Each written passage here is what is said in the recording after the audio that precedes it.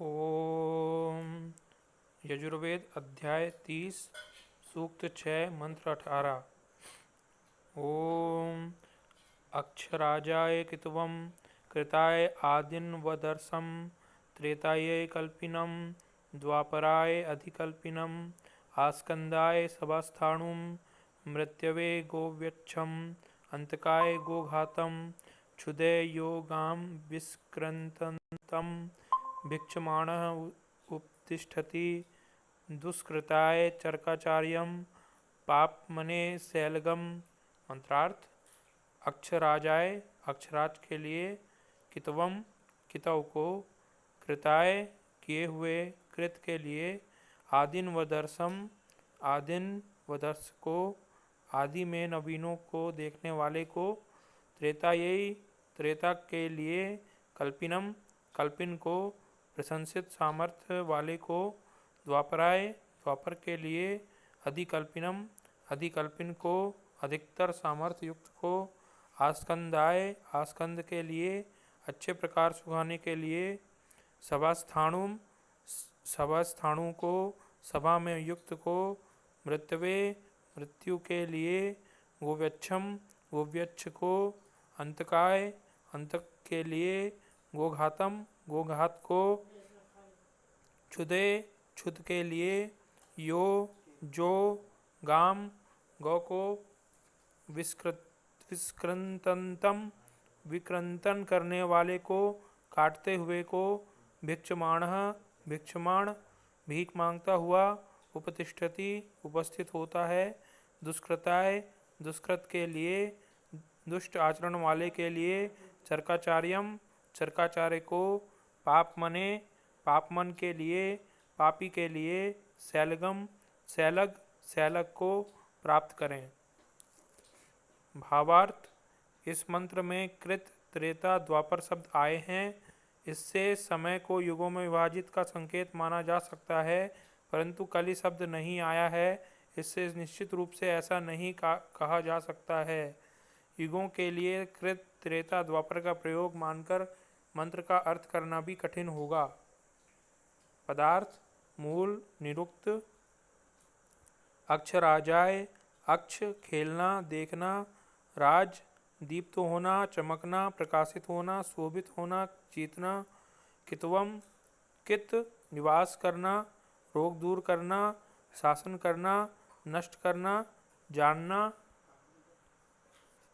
कृताय क्री करना, आदिन वदर्शम आदि प्रारंभ, नव नवीन, दर्श देखना, त्रेतायै त्रि तीन, त्रय पालन रक्षण करना, कल्पिनम कल्प समर्थ होना रचना करना कल्पना करना, द्वापराय द्वा द्वि दो, अधिकल्पिनम अधि अधिक, कल्पम समर्थ होना, आस्कंदाय आ उपसर्ग, स्कंद गति करना चलना सुखाना, सभास्थाणुम सहित, भा प्रकाशित होना प्रकाश होना, स्था स्थित होना, मृत्यवे मृ मरना, गोव्यच्छम गु बोलना मनन करना, वि विशेष, अच्छ गति करना निर्मल होना सत्य होना,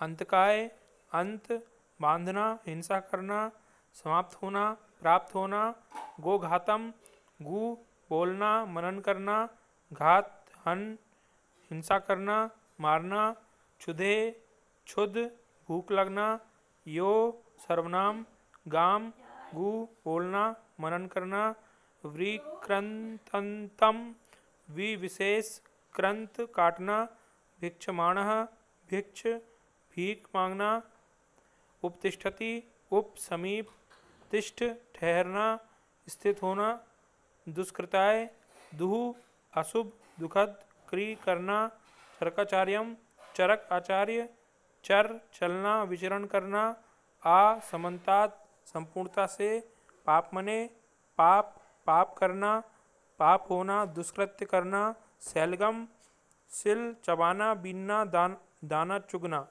ओम खम ब्रह्म।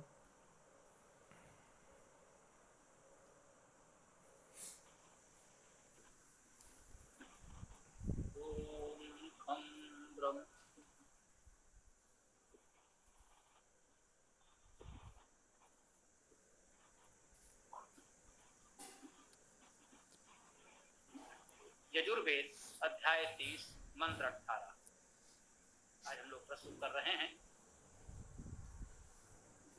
ओम अक्षराजाय कितवम कृताय आदि नवदर्शम त्रेताय कल्पिनम द्वापराय अधिकल्पिनम आस्कंदाय सभास्थाणुम मृत्तवे गोव्यक्षम अंतकाय गोघातम क्षुधे योगाम विक्रंतंतम भिक्षमाणा उपतिष्ठति दुष्कृताय चरकाचार्यम पापमने शैलिगम।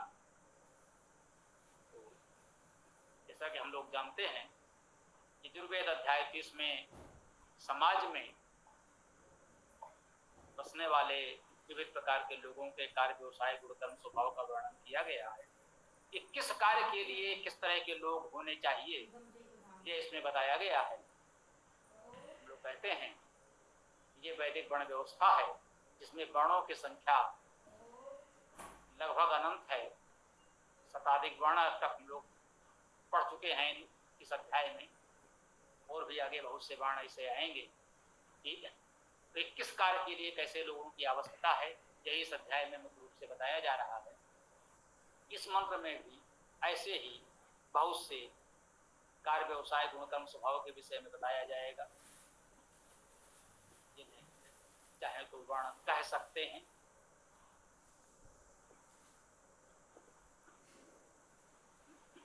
हमने ये भी निवेदन किया है इसके शब्दसार्थ को जानने के लिए बहुत चिंतित नहीं होना चाहिए, क्योंकि ये समाज के लोगों के कार्य व्यवसाय हैं। गुण कर्म स्वभाव के अनुसार जो कार्य व्यवसाय लोगों ने चुने हैं वो बताया जा रहा है। हो सकता है प्राचीन काल में जो कार्य व्यवसाय बहुत प्रचलित रहे हों अब उनका वो स्वरूप न रह गया हो।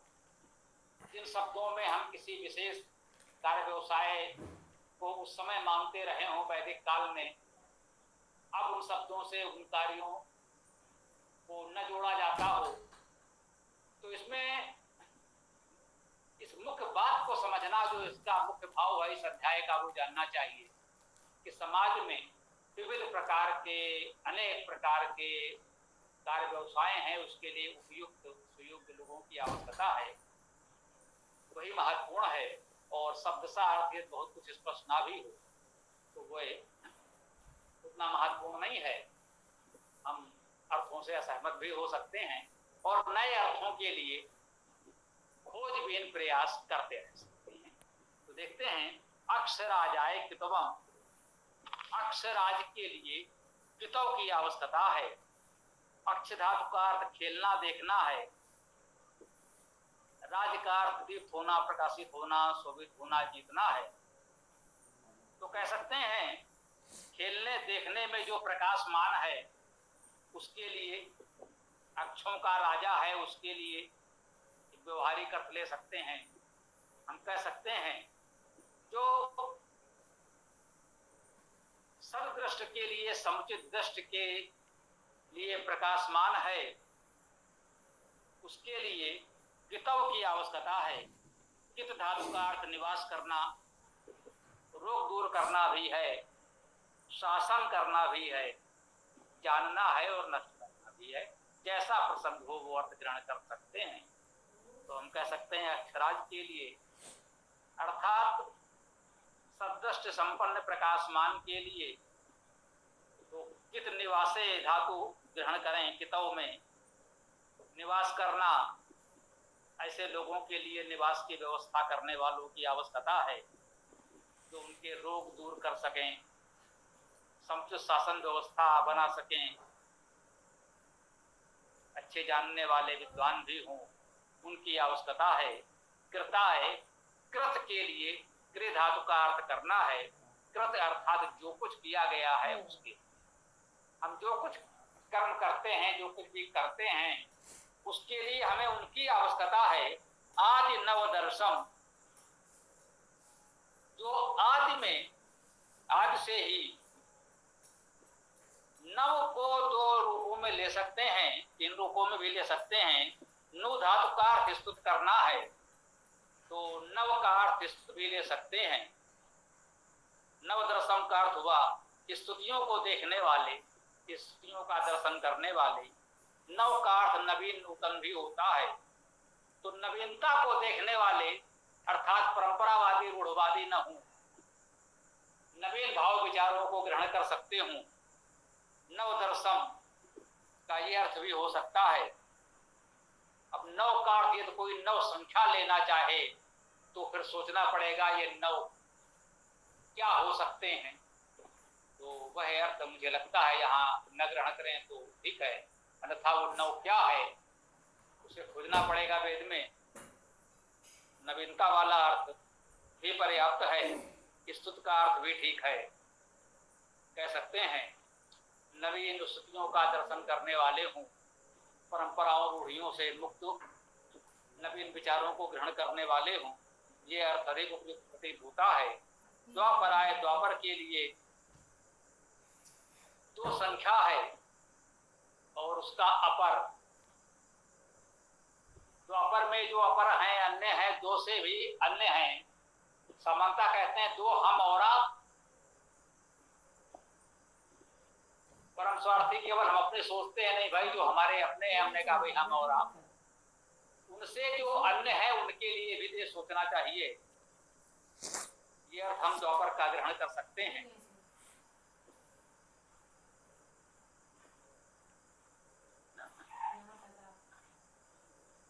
तीनों दर्शन, हाँ इसके पूर्व त्रेताय आया है कृत के पश्चात त्रेताय कल्पिनम, त्रेताय त्रित के लिए, तीन के लिए, और त्रय धातु का अर्थ पालन रक्षण करना भी होता है, तो कह सकते हैं संरक्षण के लिए, सुरक्षा के लिए।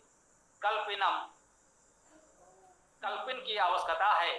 कल्प धातु का अर्थ है समर्थ होना, रचना करना, कल्पना करना।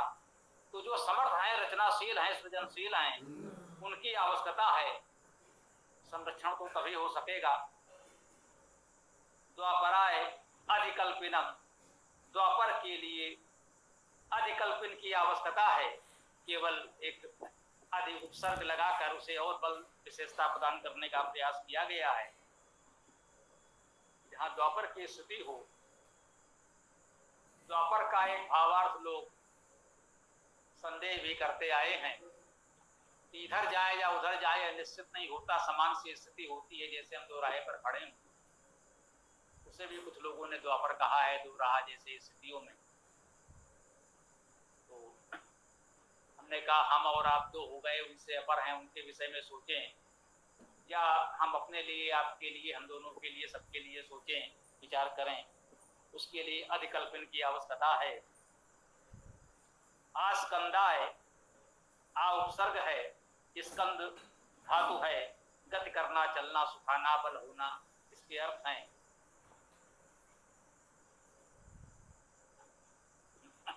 तो सम्यक समन्ता, गतिमान, प्रगतिशील, बलवान के लिए सभा स्थानों, सभा तो हम लोग जानते ही हैं, सा उपसर्ग भा प्रकाश होना, सभा का अर्थ हो गया प्रकाश के साथ। और सभा जो हम लोग जानते हैं, राजसभा आदि को भी कह सकते हैं, कुछ लोगों की सभा होती है, अर्थात प्रकाश के साथ, एक उत्तम विचारों के प्रकाश के साथ जब लोग एकत्र होते हैं तो उसे भी सभा कहते हैं। सभा स्थाणु, स्था धातु का अर्थ स्थित होना है। सभा में स्थित होने वालों को कहते हैं, उनकी आवश्यकता है। मृत्यवे, मृत्यु के लिए, मृत्यु भी जीवन का ध्रुव सत्य है, नकारा तो नहीं जा सकता, कहना चाहिए सबसे बड़ा सत्य है। उसके लिए मृत्यवे, मृत्यु के लिए, गो वेक्षम, गो धातु का अर्थ बोलना, मनन करना है, ये उपसर्ग।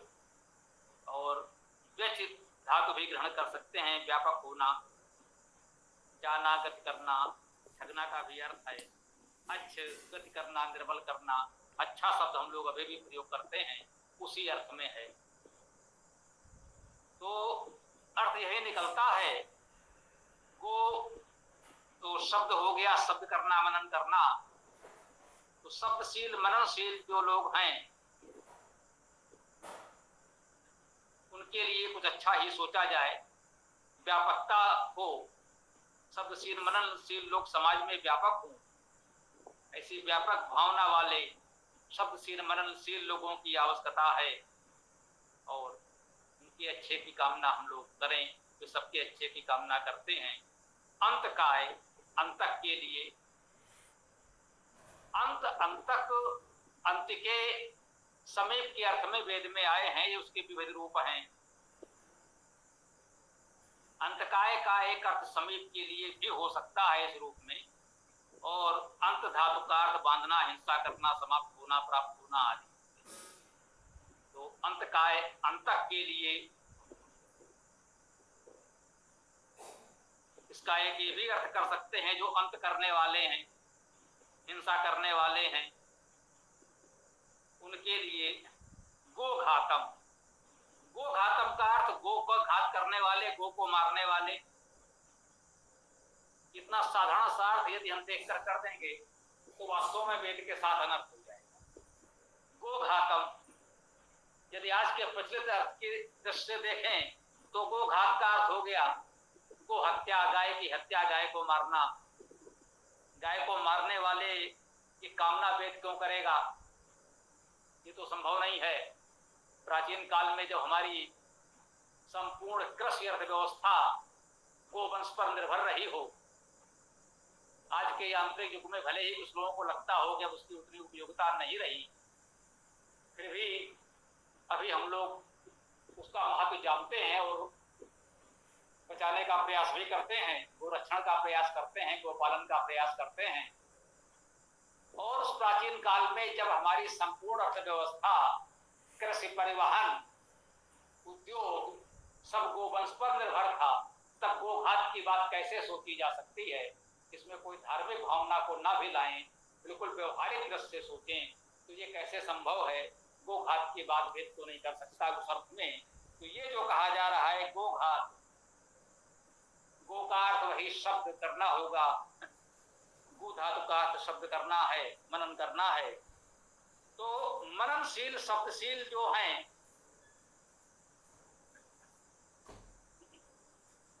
वो लोग घात भी कर सकते हैं। अगर कहीं ऐसी आवश्यकता पड़ जाए तो ये कहा जा रहा है जो अंतकाय, अंत करने वाले हैं, हिंसा करने वाले हैं, अंत धातु का अर्थ बांधना, हिंसा करना, समाप्त होना आदि है, तो कह सकते हैं जो समाज में हिंसा करने वाले हैं। अब हिंसा करने वालों के लिए भी कहा गया है आवश्यकता गोघात की है। क्या गाय को मारने वालों को उनके पीछे लगा दिया जाए कि जो गाय को मार सकते हैं वो इनको भी मार सकते हैं? कोई चाहे तो ऐसा अर्थ कर सकता है, हम नहीं। इसको ये कह सकते हैं गो धातु का शब्द करना है, गो धातु का शब्द होगा, वाणी होगा, जो अपनी वाणी से ही उनको मार दें, ये अधिक उपयुक्त आता है, वेद की मूल भावना के अनुकूल है। तो जो हिंसक हैं उनको मारना है तो हम अपने उत्तम वाणी से, विद्या से, सदुपदेश से उनको समझा बुझाकर यदि उन्हें हिंसा के मार्ग से हटा सकें तो यह सबसे अच्छा होगा, उत्तम सफलता होगी। कहीं व्यवस्था होगी तो और मार्ग देखे जाएंगे। जैसा कि हम लोग जानते हैं महात्मा गौतम बुद्ध ने अंगुलमाल जैसे क्रूर डाकू को अपने प्रेम पूर्वक संवाद से बौद्ध भिक्षु बना दिया, संत बना दिया। आज बौद्ध धर्म में उनका बहुत महान स्थान है, जो कभी डाकू हुआ करता, अति क्रूर हिंसक डाकू हुआ करता था। तो वेद की दृष्टि में यही मार्ग उचित है, यदि हम प्रेम पूर्ण संवाद से समझा बुझाकर उसे सन्मार्ग पर ला सकें, उसकी हिंसा की प्रवृत्ति को मार सकें तो अधिक उत्तम है। पाप से हो घृणा, पापी से नहीं, फले फूले भाव ना जाए सब कहीं। तो यही कहते आए हैं, मानते आए हैं। इस दिशा में प्रयास अवश्य किया जाना चाहिए। क्षुधे, क्षुधित के लिए, भूखे के लिए, भूख के लिए, भूख महत्वपूर्ण है। भोजन की बात करनी होगी, भूख की बात करनी होगी, क्योंकि यदि भूख नहीं मिटी तो कोई सदुपदेश, कोई वेद का स्वाध्याय, कोई धर्म अध्यात्म नहीं दिखेगा। भूख को पहले देखना होगा, भूख को शांत करने का उपाय करना होगा, भोजन की व्यवस्था करनी ही होगी। तो कह रहे हैं उसके लिए हमें क्या करना है, जो सर्वनाम है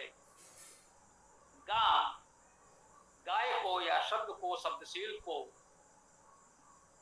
फिर कह रहे हैं विक्रंतंतम, विशेष रूप से ग्रंथ काटने वाले को कहते हैं, जो शब्दों को काटने वाले को भिक्षमाणा, भीख मांगता हुआ, भिक्षा मांगता हुआ, भिक्षमाणा का शाब्दिक अर्थ है भिक्षा मांगता हुआ। इसे गतिमान का अर्थ क्या हुआ, गति करता हुआ। भिक्षमाण का अर्थ हुआ भिक्षाटन करता हुआ, भिक्षा मांगता हुआ। कहते हैं जो शब्दों को काटते हुए भीख मांग रहा है, उपतिष्ठित, समीप स्थित होता है।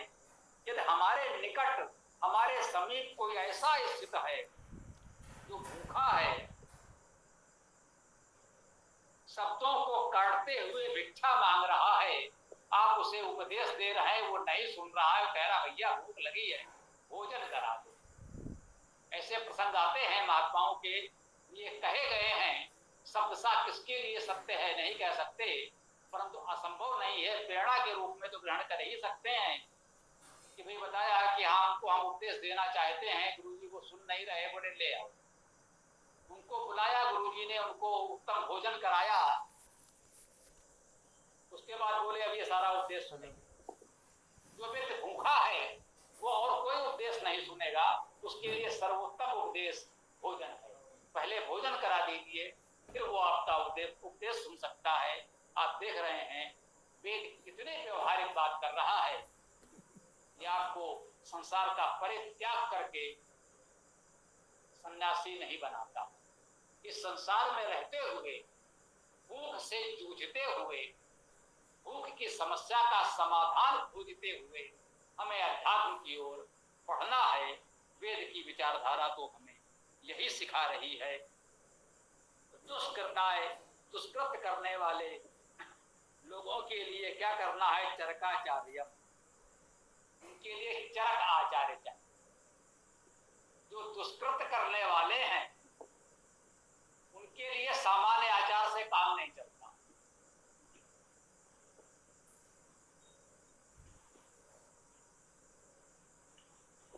हम आप जो स्वाध्याय से, गुरुजनों से कुछ विद्या अर्जित कर पाए हैं, प्रयास करते हैं कुछ लोगों तक उतनी सी विद्या पहुंचा दें, एक सामान्य सा प्रयास है।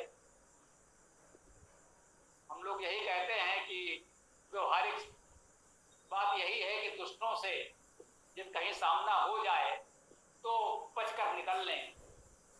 उनके साथ विवाद करना उचित नहीं है, अपने लिए समाज के हित में नहीं है, तो अपनी सुरक्षा यूं करें कि उनसे बचकर निकल लें। परंतु जब ऐसे लोग सामने आ ही जाएं, डट जाएं,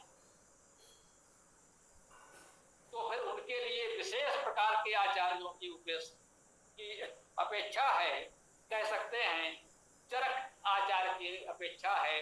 चर धातु का अर्थ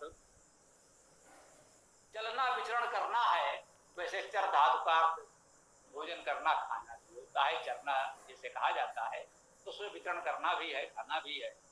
यहाँ चलना विचरण करना ही लिखा हुआ है। तो जो निरंतर विचरण करने वाले आचार्य हैं वो उनके लिए अधिक उपयुक्त हैं। आप कहेंगे ऐसा क्यों है भाई, आप वहीं रहते हैं, दुष्ट लोग वहीं रहते हैं, आपके निकट है, कहा गया। तो यदि हमारे आसपास दुष्टों का वास हो तो उनसे वाद विवाद करने से हमें हानि हो सकती है, वे हानि पहुंचा सकते हैं। कुछ नहीं तो हमें मानसिक कष्ट दे सकते हैं। हम जो साधना स्वाध्याय में लगे हैं उससे मन विचलित हो सकता है। उनसे विवाद में इतना तो होना ही होना है।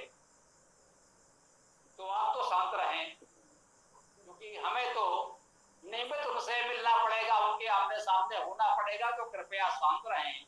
जो निरंतर विचरण करने वाले आचार्य हैं वे आएंगे, उनको अपने तरीके से जो उचित समझेंगे उपदेश मार्गदर्शन करेंगे, समझाएं बुझाएंगे और चले जाएंगे। अब आप खोजते रहिए वो कौन विद्वान आचार्य कहाँ से आए थे और कहाँ चले गए। अतिथि इन्हीं को कहा गया है जो निरंतर विचरणशील रहते हैं। अत सातत्य गमने धातु से अतिथि शब्द की निष्पत्ति है, जो निरंतर गतिशील रहते हैं। ऐसे चरकाचार्यों की आवश्यकता है जिनको ये दुष्टजन पुनः खोज करके कुछ कर न सके। वो आए, उन्होंने अपना कार्य किया, प्रयास करते रहेंगे, कुछ न कुछ प्रभाव पड़ेगा। नहीं तो फिर भी तो मानता ही है कि अंत में दूसरे मार्ग हैं, देखा जाएगा। समाज में ऐसे रक्षक भी हैं जो उनको उचित दंड दे सकते हैं। उनकी चर्चा भी हम कर चुके हैं कि समाज में ऐसे लोगों की भी आवश्यकता होती है। पाप मने जो पापमय हैं, पाप का पालन करना, रक्षण करना है, पाप पीना है, पतगत करना, गिरना भी है। तो जो कह लें कि जो ऐसे पतनशील हैं, सामान्य भाषा में जिन्हें हम कहते हैं पापी मन वाले पापमन हैं, उनके लिए शैलगम शिव धातु का चबाना बीनना चुनना है। अब पापी ही हैं तो क्या करें, आवश्यकता पड़े तो इन सारे अर्थों को मिलाकर यही कह सकते हैं कि उनके कर्मों का उचित सिला दिया जाएगा। ये सिला देखिए, शैलगम इसी भाषा का शब्द है, सिल धातु है। उनके उस पाप कर्म को, पाप भावना को चबा जाए, चुने बीने अलग कर दें। ऐसे लोगों की हमें आवश्यकता है। यह सप्तदशा मंत्र की चर्चा हम लोग यहाँ पूर्ण करते हैं, विराम देते हैं। आगे आप लोगों को कोई चर्चा करनी है, कोई प्रश्न हो तो कर सकते हैं, अन्यथा समापन की ओर बढ़ें।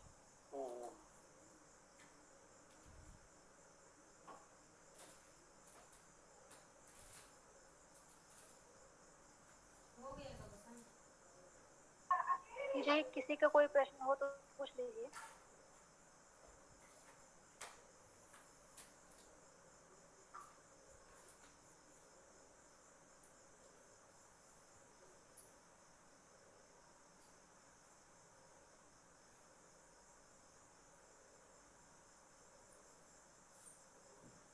जी, फिर समापन करते हैं, किसी को प्रश्न है।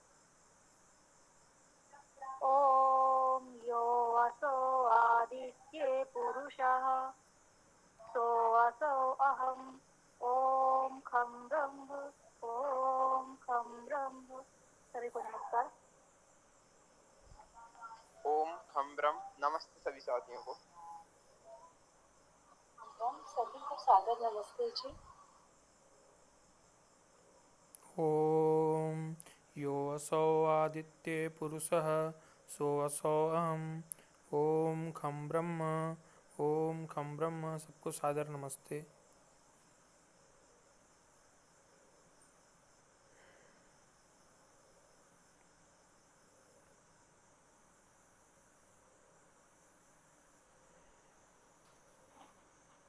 ठीक है, कल सायंकाल 7:30 बजे इस वेद कक्षा में हम लोग पुनः मिलते हैं। ओम स्वस्ति, ओम नमस्ते, ओम खम ब्रह्म, ओम खम ब्रह्म।